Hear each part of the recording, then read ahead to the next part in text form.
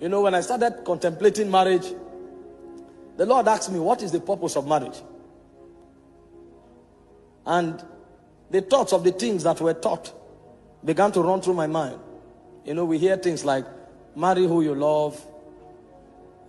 It's about happiness. Make sure you are happy. And all of these are very beautiful. But the Lord said to me, he said, does marriage sit on these things? Because you can be happy with somebody that is not going in the direction of your destiny, if you have not found your destiny. Because the things that make men happy are strange. The things that make men happy, they are strange. And God began to give me some secret things that I've never heard preached anywhere. You know, he told me the first purpose of marriage is to give you the privilege to be conformed to the image of God. He said that is why you will not find who you want to marry on the street. You will walk on that person. You will cultivate that person. And while you are cultivating that person, yourself will be cultivated in the process. So you may be looking for a woman that is patient. Meanwhile, her impatience is what will help you to learn temperance and endurance. So when God points at your wife may not have patience. So if you are looking for marriage to be happy, and you think happiness is about patience, you will miss your wife. Because the idea is that you'll be conformed to the image of Christ. Meanwhile, the endurance that you don't have is a patience that will teach you that endurance. So God will deliberately allow you to marry her, and it may take you 6 years to cultivate endurance. And you will learn it by teaching her. That's a school of the spirit. So he said a higher purpose of marriage is for you to be conformed to the image of God. So that happiness will be captured in fulfillment, not in excitement. It is when you have cultivated her and the glory in her spirit begins to emanate. That's when you'll be fulfilled. It's in that fulfillment that you'll be happy. And I never saw it anywhere. So I began to, you know, I used to love tall and fair damsels. And my goal of happiness was to find a woman without blemish. When I went to pray, I gazed into the spirit and I contemplated a tall and elegant damsel, flawless in expression. He said, what I'm looking for is for you to be conformed to the image of God. So it changed my paradigm.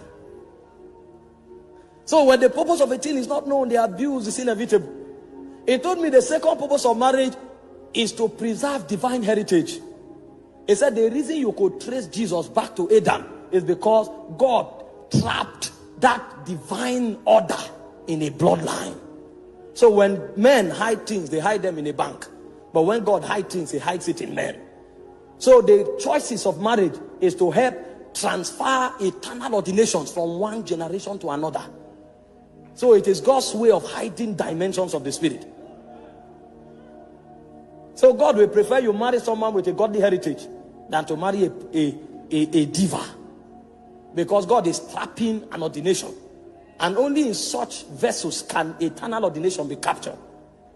I said, wow.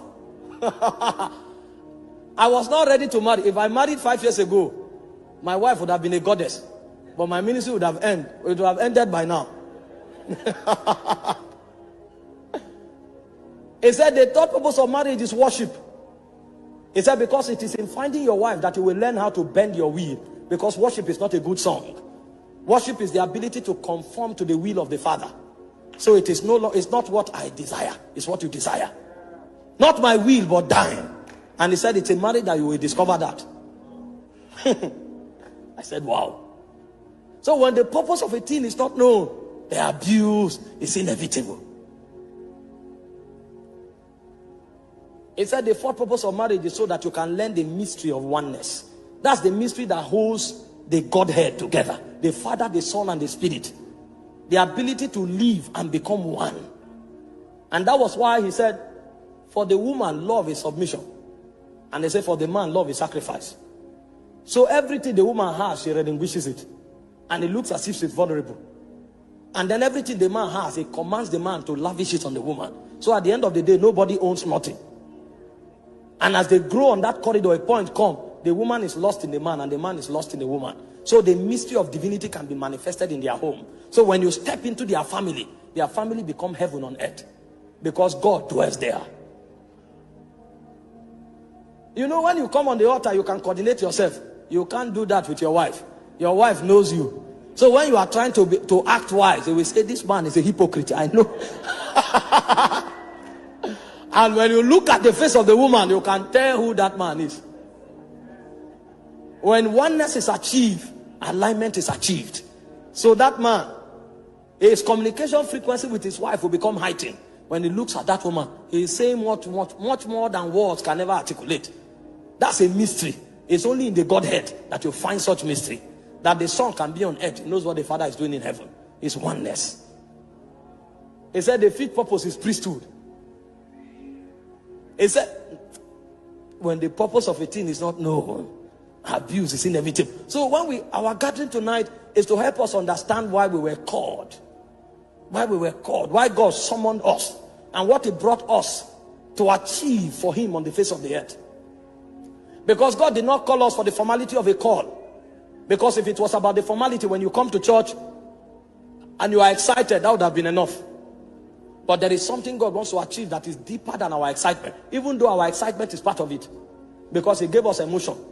If it was not necessary, He wouldn't have given us the emotion He gave us. But beyond it, there is something God wants to achieve. And that was why last night, we began our journey by understanding who God is. And we said, before time was, God existed. Because God dwelt in Himself. In fact, the name God means self-existent one. So He doesn't need nothing to be God. The difference between you and God is that He doesn't need you to be God, but you need Him to be human. So before creation ever was, God was. Before the spirit realm was created, He existed in Himself. So God was both Him and He was the house of God. Because God lived as God and He lived in God. And He needed nothing to be God. But a point came when love compelled Him. And on the strength of the push and the insistence of love, God decided to begin to extend the civilization that was in His inside. He began to extend it so that He could interact with what is in Him outside of Him. So the idea behind creation, the 24 elders told us, is that all things should please God. So what was happening between the Father, the Son, and the Spirit, He wanted to extend it beyond His boundaries so that He could interact with other beings outside of Him. That was why He began the project of creation. So that when He interacts with the angelic, that which happened in the community of the Godhead can happen outside of the community of the Godhead. That was why creation was designed. And we said for creation to be accurate, we must go back to understand what is it that governed the civilization of God. And we said there were three things that govern the civilization of God. The first is the will of the Father. The second is the wisdom of the Father. And the third is the purpose of the Father.